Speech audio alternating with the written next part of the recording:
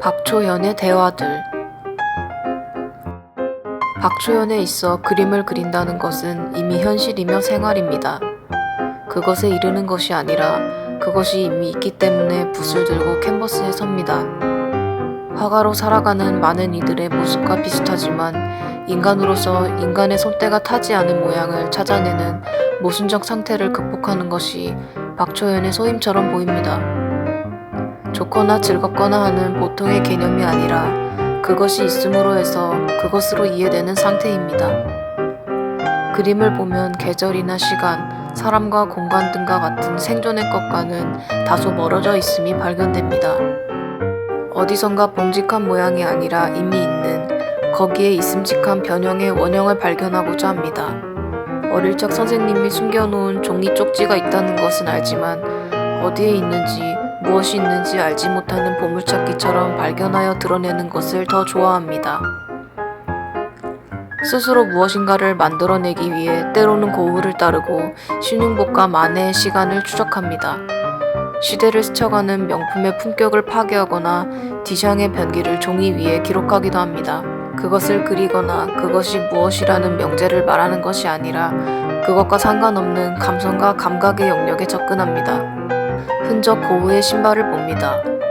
오래된 신발을 신선하고 깨끗한 물감으로 물을 들였습니다. 고흐는 낡았지만 튼튼한 오랜 노동의 시간을 함께하였을 시간을 신발에 담아두고자 했을지도 모릅니다. 그 신발을 바라봅니다.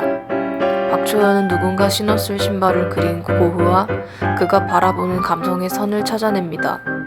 신발이 아니어도 좋고 신발의 경험이 아니어도 좋습니다. 고흐의 신발은 디샹의 변기와 맞닿아 있습니다.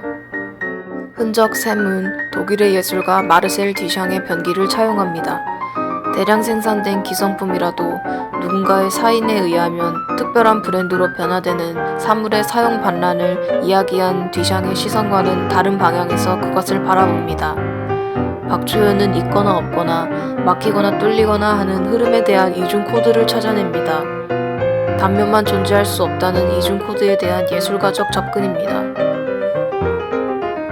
흔적 최후의 만찬이 있습니다. 제목을 말하지 않으면 무엇인지 잘 알지 못합니다.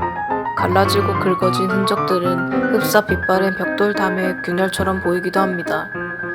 레오나르도 다빈치의 최후의 만찬이라는 그림을 본 일인이라면 쉽게 접근할 수 있는 조형 구조를 가지고 있습니다.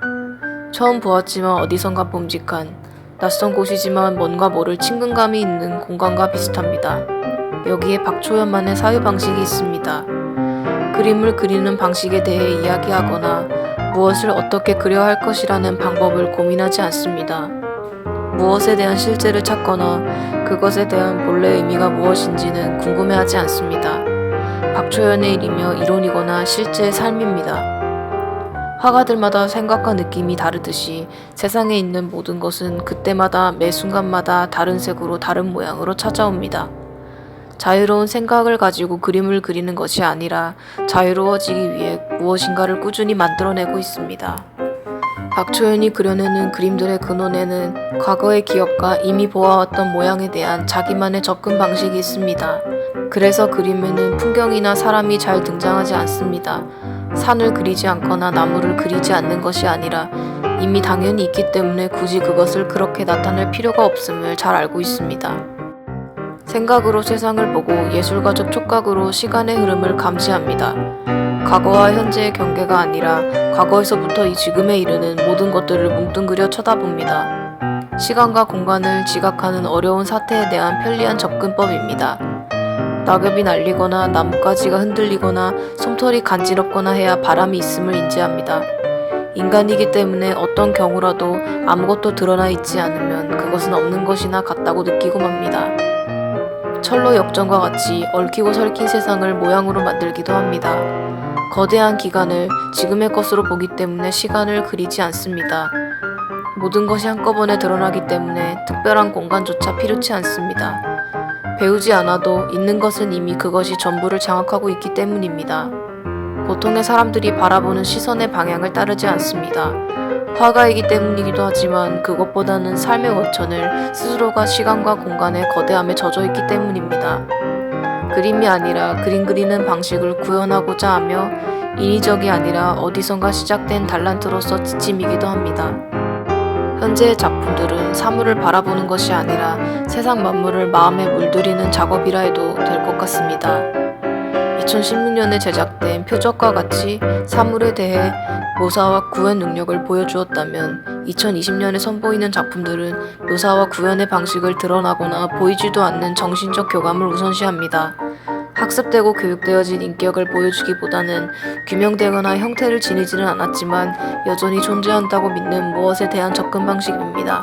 창작의 충동을 이야기하는 것이 아니라 창작의 원천을 찾아가고 형을 구현하기보다는 이미 있지만 아직 발견되지 않은 형을 찾아내는 것이라 말할 수 있을 것 같습니다.